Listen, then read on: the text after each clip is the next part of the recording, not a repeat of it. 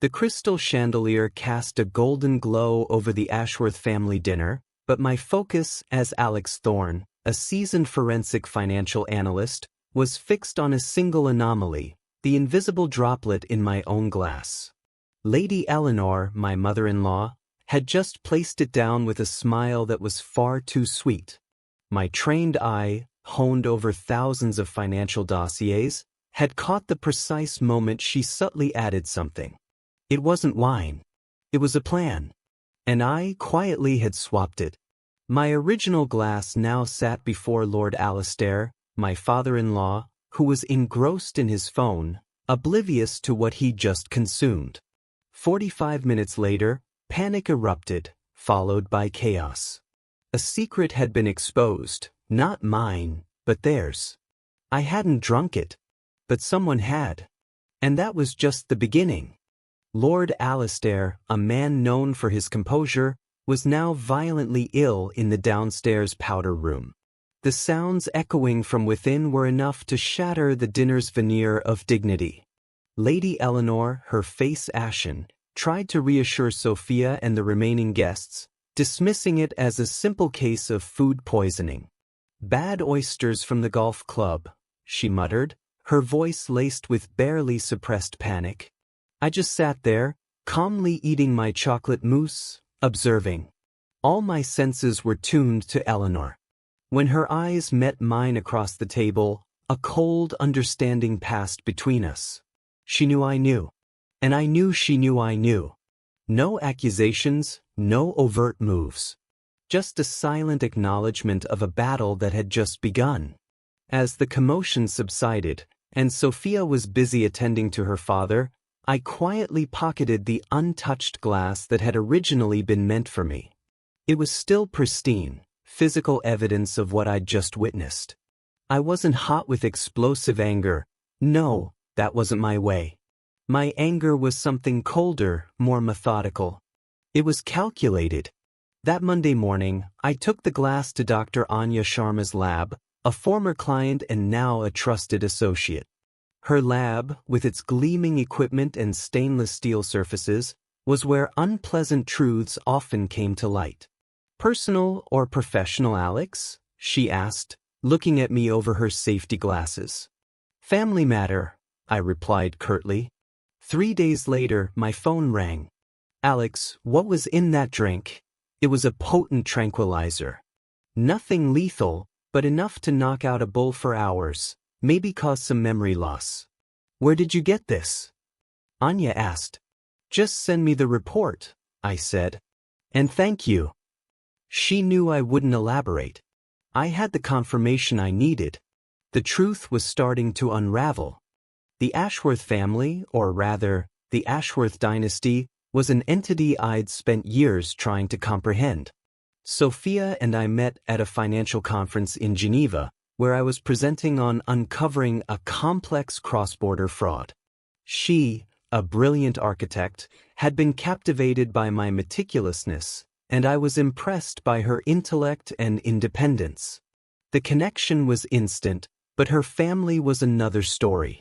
Lady Eleanor, with her faded aristocratic lineage and influence in London's philanthropic circles, viewed me as an interloper. I had no inherited wealth, no traditional public school background, no position in the City of London that she deemed suitable. "Alex's profession is rather unconventional, isn't it, darling?" she'd remark over dinner, a thin smile playing on her lips. Lord Alistair, a quiet but powerful financier, favored veiled criticisms about my speculative ventures, despite my portfolio being more stable and yielding higher returns than his own. I never told Sophia about these veiled barbs, or the times I'd caught Eleanor deliberately excluding me from family photos or suggesting ladies-only trips with Sophia. Sophia loved her parents, despite their rigidities. I understood that. I also recognized that Sophia's independence, the very thing I admired in her, was the greatest threat to her parents' control. They were accustomed to molding their children's lives, and my refusal to fit their narrative was simply unacceptable. Internally, I observed them, collecting insights like a financial analyst gathers data. I noted the ways they steered conversations, how they tried to sow seeds of doubt about any decision Sophia made that didn't align with their vision. It was like a hidden financial pattern, invisible to the untrained eye, but glaringly obvious to an eye trained to see anomalies and underlying currents. The substance in that glass wasn't just an isolated incident. It was a signal, an indication that something larger was at play. And I, Alex Thorne, would find it. Anya's report on the tranquilizer was solid. The next step was validation. I'm no private investigator, but my forensic financial skills involve tracing opaque transactions and anomalous signatures. In the world of London's elite, that often opens doors to private medical information if you know how to look. I delved into Lady Eleanor's prescription history.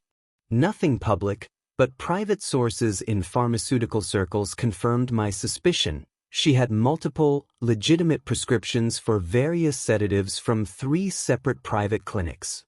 Nothing illegal, but the quantity and dispersion suggested an atypical prescribing pattern and access to a significant supply. That following Saturday, I arrived at the Ashworth estate alone, camera bag in one hand, a thick envelope in the other. Eleanor was waiting, expensively dressed, makeup perfect. Lord Alistair was at the office, a convenient absence. Before we begin with the photos for Sophia's charity profile, I said, my voice even, I thought you might want to see this. I handed her the envelope containing the toxicology report along with the printouts of her scattered prescriptions. Her hands trembled as she read. Her face, initially feigning confusion, slowly hardened. This is absurd, she whispered. I would never. We both know what happened, Eleanor. I cut her off, keeping my voice level. What I don't know is why. Her face turned cold. You're not good enough for my daughter. You never will be. A man should provide security, not pictures. And drugging your daughter's husband provides security, does it? I countered. She scoffed. It wasn't going to hurt you. Just make you sick, make you miss that ridiculous gallery opening you've been talking about for months. Show Sophia that you're unreliable. I let that confession sink in. Here's what happens next, I said finally. You're going to tell Alistair what you did. Then you're both going to start treating me with respect. Not because you've suddenly changed your minds about me, but because the alternative is Sophia finding out exactly who her parents are. Eleanor laughed, but it sounded hollow. She'd never believe us over you. I picked up my camera bag. Maybe not. But she'll believe the lab report. And the prescription records. And the neighbors you've alienated. Are you willing to bet your relationship with your daughter on that? I left without taking a single photo. Part 4. Sophia's doubt and Alex's resolve. Just as I anticipated. No sooner had I driven away from the Ashworth estate than Sophia's phone rang. Lady Eleanor, in a dramatic, tearful tone, spun a carefully crafted narrative about my aggressive behavior and unfounded accusations during the photo session.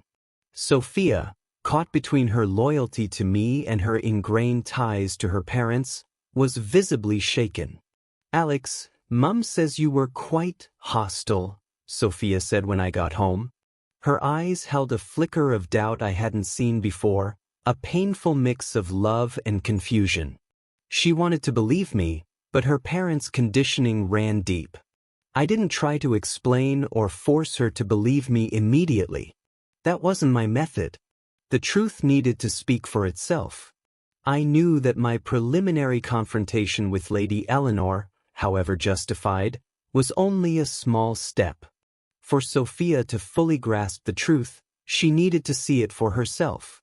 I decided against revealing the full details of the toxicology report and the prescriptions just yet. Unloading too much too soon would only make her feel attacked and push her further into her parents' corner. Instead, I told Sophia I needed to focus on an upcoming complex financial case, which would require long hours and a temporary reprieve from Sunday dinners at the Ashworths. She was disappointed but understood the nature of my work. Sophia, as a successful architect herself, understood the pressures of a major project. Her professional independence was something her parents always sought to curtail, preferring a more manageable Sophia, focused on managing the family's philanthropic foundation rather than designing skyscrapers. It was a key point in their struggle for control. Over the next 2 weeks, Sophia remained caught between us and her parents, her eyes often red-rimmed when she returned home, carrying new doubts they had subtly planted. I maintained my calm, focusing on my work and waiting. I knew I couldn't confront her ingrained beliefs with an impulsive outburst. I needed irrefutable proof, evidence that even the Ashworths couldn't twist. I wouldn't just prove I was right, I would prove they were systematically wrong and had hurt their own daughter in the process. 2 weeks after my tense confrontation with Lady Eleanor, a small, unmarked envelope arrived at my office. Inside was a USB drive and a handwritten note with just 2 words, "You should see this." The handwriting was unfamiliar, but there was an underlying urgency. I plugged the USB into my secure computer. The files on it were from the Ashworths' sophisticated home security system. I knew the Ashworths invested in high-end surveillance, but this was beyond what I'd imagined. The timestamps clearly showed the night of the dinner, Lady Eleanor in the kitchen, plainly adding something to a drink, me entering, taking the glasses, and then Lord Alistair drinking from the tampered glass. But there was more. There was footage from after we'd left, Lady Eleanor and Lord Alistair in a heated argument in their living room. "What did you do, Alistair? Why did you drink the wrong glass?" she screamed. "This isn't the first time you've done something like this, Eleanor," he yelled back, his voice thick with anger. A cold certainty ran through me. This wasn't just confirmation of Eleanor's actions, but evidence of a pattern and Alistair's complicity. He knew. He'd covered it up. The next file was from 2 days after the dinner, Eleanor and Alistair arguing about me again. "He knows what you did," Alistair said. "So what?" Eleanor replied coldly. "It's his word against mine. Sophia will never choose him over family. And if she does, then she's not the daughter I raised." Her voice dropped, but the words were a dagger. "Don't worry, I've already started talking to her about their marriage problems. Planting seeds. By the time I'm done, she'll be filing for divorce and thinking it was her idea." I shut my laptop, hands trembling. This wasn't just about me. This was a systematic effort to control Sophia's life, to isolate her from anyone who didn't fit their vision. And they'd been doing it for years. I looked back at the note. "You should see this." I recognized the handwriting. It was Dr. Marcus Finch, Sophia's brother-in-law, Bethany's husband. Marcus, a quiet academic, often overshadowed by the Ashworths' grandiosity. He was the unexpected ally. And now I understood why he'd sent it. Immediately, I called Marcus Finch. "You sent this to me?" I asked, my tone level but firm. "Yes, Alex," Marcus said, his voice low and cautious. "They did the same thing to Bethany when we married. Tried to break us up for 2 years. Said she wasn't good enough. It almost worked. Why didn't you tell us?" Marcus sighed. "Owen doesn't know. He worships his father, believes everything he says. I've tried to tell him, but he thinks I'm paranoid. I just couldn't watch them do it to someone else." Marcus's account confirmed what I suspected. This was a pattern of manipulation. As a forensic financial analyst, my job is to reconstruct a narrative from disparate pieces of data. And now I had more data than ever. I thought about Sophia's past relationships, old friends who had mysteriously faded away. I started digging. I reached out to Dr. Edward Hayes, Sophia's former fiancé, before she met me. Initially, he was reluctant to speak. "It was awful," he admitted. But when I explained the extent of my investigation, that I had evidence of the Ashworths systematically interfering in Sophia's life, Edward sent me old emails and texts. They clearly showed how her parents had sown seeds of doubt, created false narratives of infidelity, and systematically eroded Sophia's trust in him. I also contacted other past associates of Sophia who had mysteriously drifted away from her life. I spoke to Chloe, an old architectural colleague of Sophia's, whom Sophia had once been very close to. Chloe recounted how Lady Eleanor had constantly found excuses to keep Chloe from seeing Sophia, even planting rumors about Chloe's unprofessional behavior. Each conversation peeled back another layer of the same story. Anyone who encouraged Sophia's independence or individual choices was gradually pushed out of her life. The pattern was unmistakable. This wasn't just about Lady Eleanor spiking my drink. This was a decades-long campaign of control designed to keep Sophia in her parents' orbit. And this time, I wouldn't let them succeed. I had enough evidence to begin a counteroffensive. The time was right.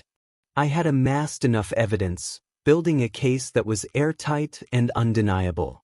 The key was to present it methodically, dispassionately, much like I'd present a forensic audit to a corporate board. I arranged a family dinner at our home, inviting only Sophia, Bethany, and Marcus. I didn't state the full reason, but I knew Sophia sensed a shift in the air. After dinner, without preamble, I connected my laptop to the large display in the living room. The room was dimly lit, creating an atmosphere of gravity, almost a courtroom. I looked at Sophia, then at Bethany and Marcus. My gaze was steady, calm. "There's something you all need to see," I said, my voice level and clear. I began. First, I briefly presented Anya's toxicology report, outlining the tranquilizer found. Then, I projected images of Lady Eleanor's scattered prescriptions. Sophia frowned, and Bethany gasped softly. Next came the backbone of the case, the footage from the Ashworth estate's security system. I played the clip of Lady Eleanor adding the substance to my drink. Then, the footage of Alistair's violent reaction in the bathroom. And then, the shocking segment, the heated argument between Lady Eleanor and Lord Alistair after we'd left, where Alistair admitted this wasn't the first time she'd used such tactics, and Eleanor spoke of sowing seeds of doubt into our marriage. Sophia sat motionless, her face paling with each frame. Owen, Sophia's brother and Bethany's husband, seemed bewildered, muttering weak denials. Then I moved to the historical evidence. I projected excerpts from emails between the Ashworths and their friends about Sophia's problem with Edward Hayes. I presented Edward's testimony, supported by his old email exchanges with Sophia, showing how the Ashworths had systematically undermined their relationship. I followed with the conversations with Sophia's old friends who had disappeared from her life. Each piece of evidence was a puzzle piece, and as they fit together, a clear, damning picture emerged. When the final clip faded, a heavy, almost unbearable silence filled the room. Sophia turned to me, tears streaming down her face. "Why didn't you tell me sooner?" Her voice was a fragile whisper. "Because I needed you to see for yourself," I replied. "All of it. Not just what they did to me, but what they've been doing to you your entire life. What they've been doing to Bethany." Marcus squeezed Bethany's arm. "They did it to us too, Owen," he said. "Why do you think they suddenly started liking me after we had James?" "Because a grandchild meant they had leverage." Owen's face drained of color. "You never told me," he muttered to his wife. "I tried," Bethany whispered, "but you wouldn't listen." Later that night, Sophia crawled into bed beside me. "I need time to process this," she said softly, resting her head on my chest. "But I believe you. And I'm sorry I doubted you." It was the start of something new, a foundation built on truth, not manipulation. The next morning, Sophia's phone rang. It was Lady Eleanor. Sophia looked at me, putting her on speaker. "Darling, I was thinking you should come stay with us for a while," Eleanor said, her voice falsely cheerful. "Your father and I are worried about you. Marriage is hard, and sometimes separation can give clarity." "Mom," Sophia interrupted, her voice, though still trembling, held a new resolve. "I've seen the videos." There was a long pause on the other end. "What videos?" Eleanor asked, her tone instantly hardening. "The security footage of you drugging Julian's drink," Sophia continued, "and of you and Dad plotting to break up my marriage." Another pause. "Sophia, whatever he's shown you has been manipulated. You know Alex has always been jealous of our family." "Stop." Sophia's voice was firm now, cutting off her mother. "We're coming over tonight. All of us. Owen, Vanessa, Alex, and me. We're going to talk about this as a family. No more lies." After she hung up, Sophia turned to me, her eyes red from crying but resolute. "They'll deny everything. They'll try to turn this around on you." I nodded. "I know." "So what's our plan?" she asked. For the first time in weeks, I smiled. "I think it's time your parents met the real me. The one who doesn't just take photos, but knows how to tell a story." In the days that followed, Sophia and Bethany began attending therapy together. It was a painful but necessary process to start unraveling the damage their parents had inflicted. They began setting clear boundaries with the Ashworths, something they had never dared to do before. Sophia, though still emotional, was beginning to find her footing again. She had chosen me, chosen the truth, and decided to live her own life. It was a significant victory, not just for me, but for her. That night, we arrived at the Ashworth estate. I brought my professional recording equipment, a high-fidelity audio recorder, and a small tripod to stabilize it. Owen and Vanessa were already there, sitting stiffly in the living room. Lord Alistair seemed overly confident. "I understand there's been a misunderstanding," he began, with the placating tone of a seasoned financier. "No misunderstanding," I interrupted, setting up my tripod.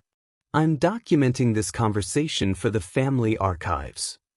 Lady Eleanor objected immediately, her voice rising in indignation. "This is private family business." "Exactly," I agreed.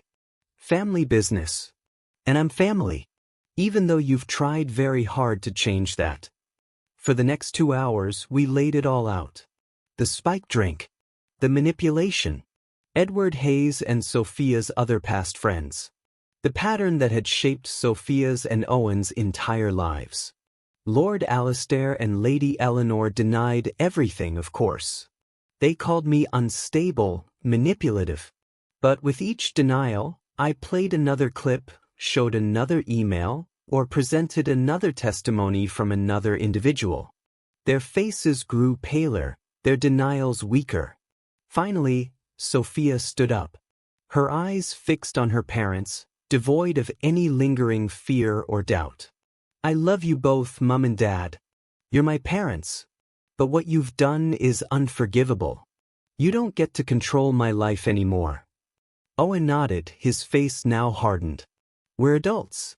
We choose our own partners, our own path." Lady Eleanor started crying, not from remorse, but from the realization that she was losing control. Lord Alistair just looked stunned, as if he couldn't comprehend that his children were defying him. As we prepared to leave, I handed Lord Alistair a secured USB drive. "This contains everything," I said. "The footage, the emails, the testimonies. It's yours to keep." He looked at me suspiciously. "What's that supposed to mean?" "It means that I'm not going to ruin your reputation by sharing this with anyone else," I explained. "That would hurt Sophia, and I would never do that." I paused, letting my words sink in. "But if you or Eleanor ever try to interfere in our marriage again, if you ever try to manipulate Sophia or speak against me, Copies will go to every member of your country club, your business partners, and your precious social circle. For the first time since I'd met him, Lord Alistair looked at me with something resembling respect. "I underestimated you," he said, his voice dry. "Yes," I replied simply. "You did." 6 months passed. Sophia and Owen began therapy to work through the damage their parents had caused. Lady Eleanor and Lord Alistair kept their distance, sending occasional texts but respecting the boundaries we'd established. Then, over the holidays, they invited us all to dinner, an invitation that read, "A fresh start." Sophia wanted to go. "They're still my parents," she said, "and they're trying." I agreed, but I wasn't naive enough to believe they'd fundamentally changed. When we arrived, everything seemed normal. Lady Eleanor had prepared a feast. Lord Alistair was charming, asking about my latest projects with what appeared to be genuine interest. After dinner, he invited me into his private study. "Alex," he said, pouring me a scotch, "I have a proposition for you. I've been thinking about your career. Photography is, well, it's been good to you. But have you considered diversifying? I could bring you into my firm. Junior partner track. The salary would be substantial." I took the glass but didn't drink. "Why would you do that?" "Your family," he said smoothly. "And I respect how you handled the unpleasantness. You protected my daughter while standing your ground. That's what a real man does." I set the glass down untouched. "I appreciate the offer, but no." His smile tightened. "Alex, be reasonable. This is an olive branch. A way for us to move forward." "No," I repeated. "It's another attempt at control. You can't buy me, Alistair, and you can't stand the fact that Sophia loves me exactly as I am." "Don't be a fool," he hissed, dropping the facade. "Everyone has a price." I stood up. "That's where you're wrong. And that's why you'll never understand your daughter." I walked back to the dining room where Lady Eleanor was showing Sophia photo albums. "Look at these," she was saying. "You were so happy when you lived at home." Sophia caught my eye across the room. She could see from my expression that something had happened. I gave a slight nod and she stood up. "Mom, Dad," she announced clearly. "I have something to tell you." Everyone turned to look at her. "We're having a baby. Alex and I. I'm 3 months pregnant." The shock on their faces was genuine. Lady Eleanor recovered first, rushing to embrace her daughter with tears in her eyes. Lord Alistair approached more slowly, glancing between Sophia and me. "Congratulations," he said stiffly. "Thank you," I replied. Then lowering my voice so only he could hear, "This child will never be a pawn in your games. I promise you that." His face hardened, but he nodded once. He understood the message. As we drove home that night, Sophia squeezed my hand. "They'll never change, will they?" "No," I said honestly. "But they'll have to accept that they can't change us. And sometimes that's enough." 3 weeks later, a certified letter arrived from Lord Alistair's attorney. Inside was a deed to a house, our house, which we'd been renting, and legal documents establishing a trust fund for our unborn child. There was no note, no conditions, no strings. Just the transfer of assets, clean and irrevocable. It wasn't an apology. Lord Alistair wasn't capable of that.